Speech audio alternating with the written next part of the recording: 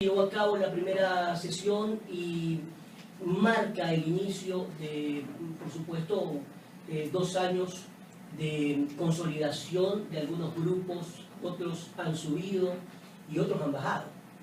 El diálogo marcará definitivamente la agenda en esta nueva etapa. Buenos días, un gusto estar aquí. Un saludo a todos los oyentes de I99. El día de ayer fue la sesión constitutiva de la nueva Asamblea Nacional para la elección de sus autoridades. Habla mucho de diálogo. Ayer se cumplió formalidades de carácter legal. Lo verdaderamente importante se tiene que dar en las próximas horas y días, cuando nos pongamos a trabajar lo que al pueblo le interesa, que es la recuperación económica tendiente a que haya empleo en el país y una legislación social que revierta la profunda vulneración de derechos y garantías que ha sido la marca de estos 10 años de Correa. Si ahí se ponen en práctica los discursos que escuché ayer, bienvenido sea. Cuidado, confundimos el tema de no insultar o el tema de dar la palabra, como ayer pasó, que fue una sesión muy distinta, en eso sí a la que yo viví hace 4 años, inclusive en que todas las bancadas pudieron participar. Obviamente hay una bancada mayoritaria que momentáneamente el oficialista que hizo hacer valer sus votos. Pero hubieron varias candidaturas inclusive para presidente, para vicepresidente y para vocalías varias. Hace 4 años no dejaron ni siquiera hablar en la sesión inaugural. Hace 4 años hubo un asambleísta que ya no está, que dijo que qué hacíamos nosotros ahí los de la oposición, que ni siquiera íbamos a estar ahí en el recinto. Ese era el nivel de sectarismo. Ahora, el pluralismo político no se lo declara, se lo practica. Así que después del teleprompter de ayer y todas esas cuestiones ya hechas, yo quiero ver en los días, ya en la práctica, ponernos de acuerdo sí en lo que le interesa al pueblo. Legislación que sea aliada de la reactivación económica del país en nuestra línea del desarrollo económico con conciencia social, que tenga como meta, finalidad primordial la creación del empleo, fortalecimiento de la dolarización, y ahí sí quiero ver a la mayoría, ahí sí los quiero ver en todo lo concerniente. Le voy a poner un ejemplo. ¿De dónde va a servir el famoso diálogo y la apertura? No más impuestos, pero cuidado, una cosa es el atril, una cosa es el verbo florido, y seguimos metiéndole la mano al bolsillo de los ecuatorianos. Entonces, ahí es donde yo quiero ver en la práctica esos buenos deseos de una asamblea distinta. Si no, será solamente lo que tanto pregonan hasta el momento el nuevo presidente electo, que es un cambio de estilo, pero con la misma hoja de ruta. Esa hoja de ruta que nos tiene al borde del abismo. Y ayer, si uno lee o escucha con detenimiento a algunos asambleístas, no solamente al presidente Serrano, hubieron algunos asambleístas del país que dijeron que no había nada que cambiar, que la hoja de ruta había que ser exactamente la misma. Por eso, más allá de los discursos, esperemos en el día a día. Y el miércoles va a ser una primera opción, la conformación de las comisiones negativas. A eso voy.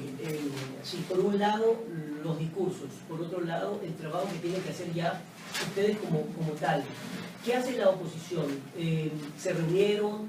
¿Hay posibilidad de ir juntos en diferentes apoyos a leyes? ¿O, por ejemplo, cada uno va a ir definitivamente por su lado? La ciudadanía no tiene que tener la menor duda que los principios democráticos y de libertad unen, no dividen, y no hace falta ningún acuerdo escrito.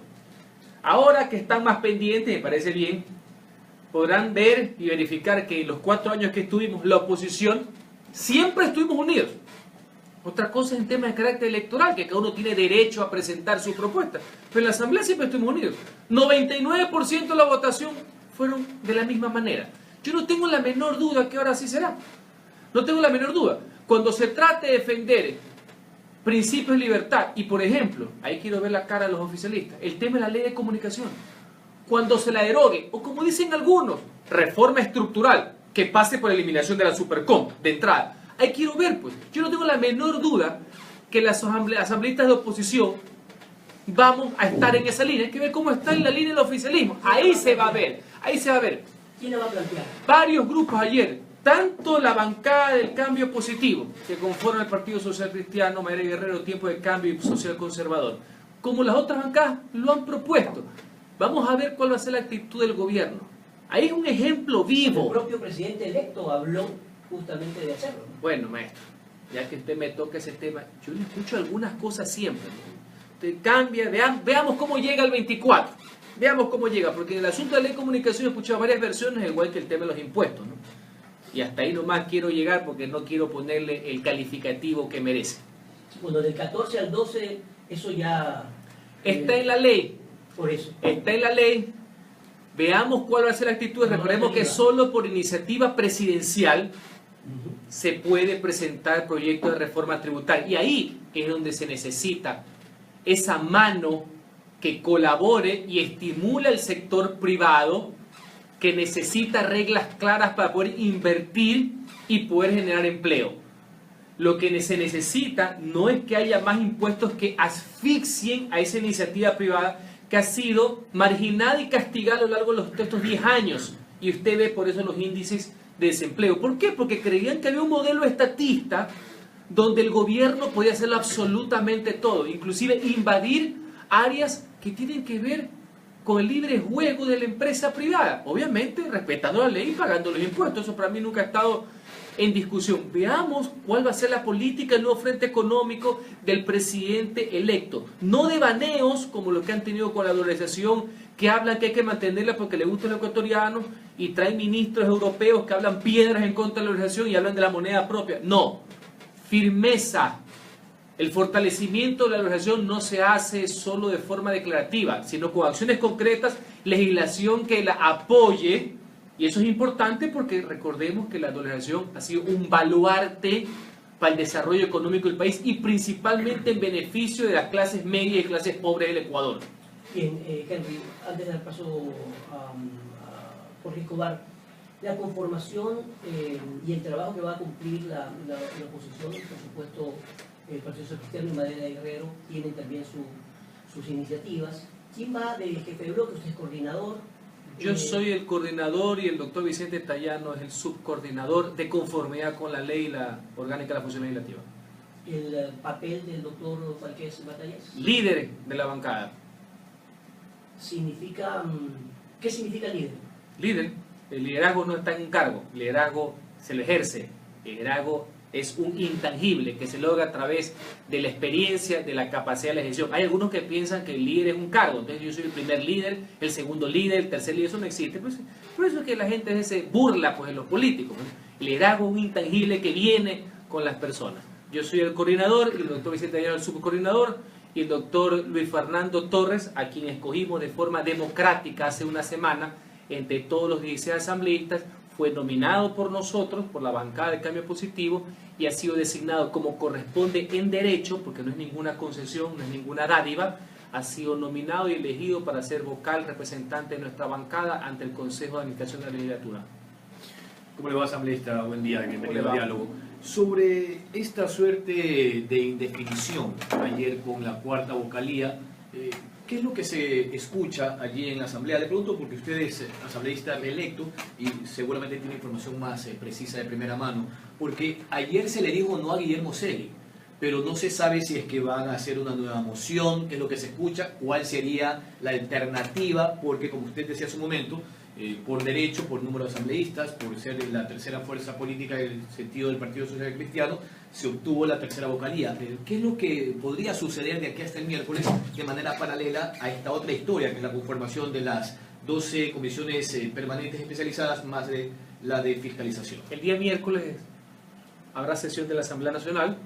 Uno de los puntos será el nombramiento del cuarto vocal del Consejo de Administración de la Legislatura. Nosotros el día de ayer votamos por la bancada de Creo Suma y votamos por el señor Guillermo Segui. Quien no votó fue el gobierno nacional, fue la mayoría oficialista. Espero que no desconozcan el derecho que tienen ellos a conformar el CAL.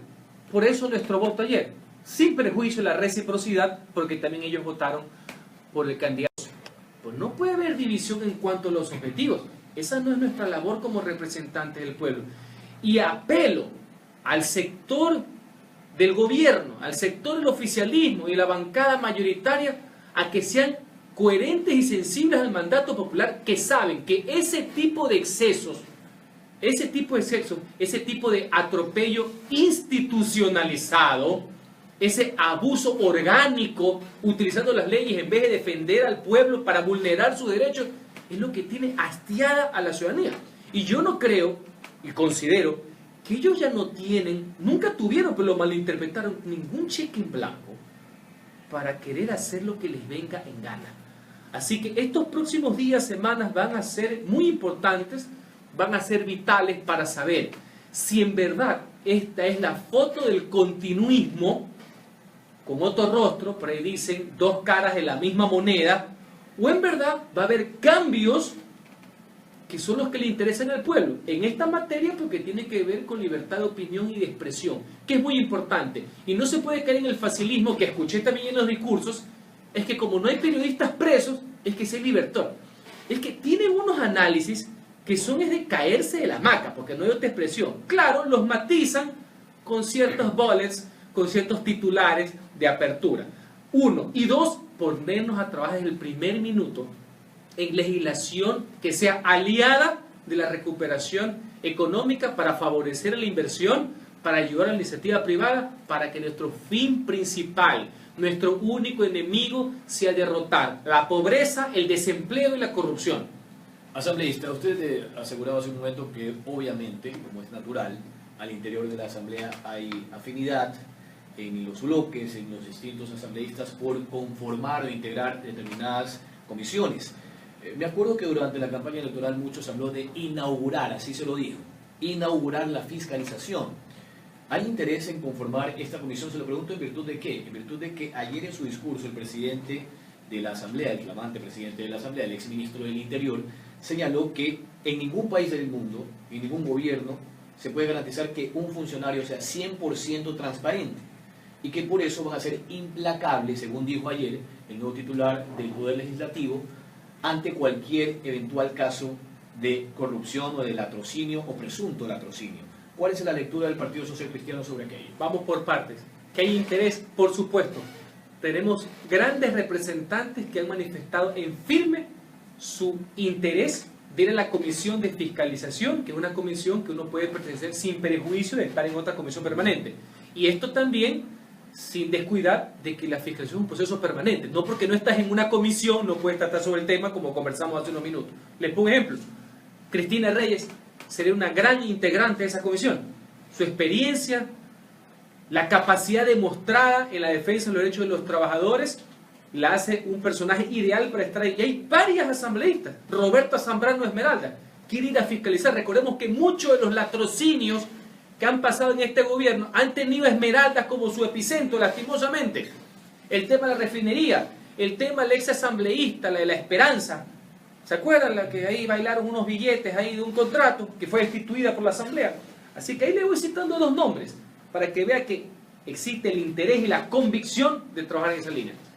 Segundo, sí, también escuché el discurso, pero vamos a ver la práctica. Yo presenté un proyecto de ley orgánica en la función legislativa, pero para fortalecer el control político y la fiscalización, no solamente para el tema de las asistencias, las multas, que me parece bastante importante, pero el mío era para fortalecer la fiscalización. Se aprobó pues la semana pasada en la última sesión, no acogieron nada. Lo único que acogieron fue que yo presenté un artículo que decía que no había coherencia, que mientras la ley de transparencia decía que en 10 días los ciudadanos pueden pedir información a los entes de poder público, a los asambleístas, aparte que tenemos que pedir según ellos filtro por la presencia de la Asamblea, nos daban 15. Lo único que hicieron fue armonizar la ley de la función legislativa con la transparencia. Todo lo demás que yo presenté, les voy a poner un ejemplo, no lo aceptaron. Sí saben que según la lógica de Alianza País, los secretarios generales de la administración, de la presidencia, jurídico, comunicación, según ellos no son ministros, ¿no?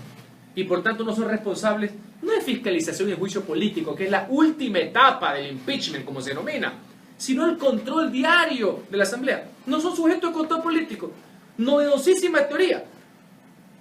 Y ahí lo consagraron. Cuando yo presenté los secretarios de Estado que tengan rango de ministro, como históricamente han sido, son sujetos de control político permanente, para que vayan a las audiencias de las comisiones y en el Pleno a rendir cuentas. Si sobre eso se demuestra incumplimiento legal, ineficiencia en la prestación del servicio y o corrupción, que la parte penal obviamente pasa al procedimiento de enjuiciamiento político o, si es de carácter penal, va a la fiscalía. Eso merece un capítulo aparte. No recogieron absolutamente nada. Se sirvieron de artilugios para no procesar una demanda, y le pongo un ejemplo sencillo.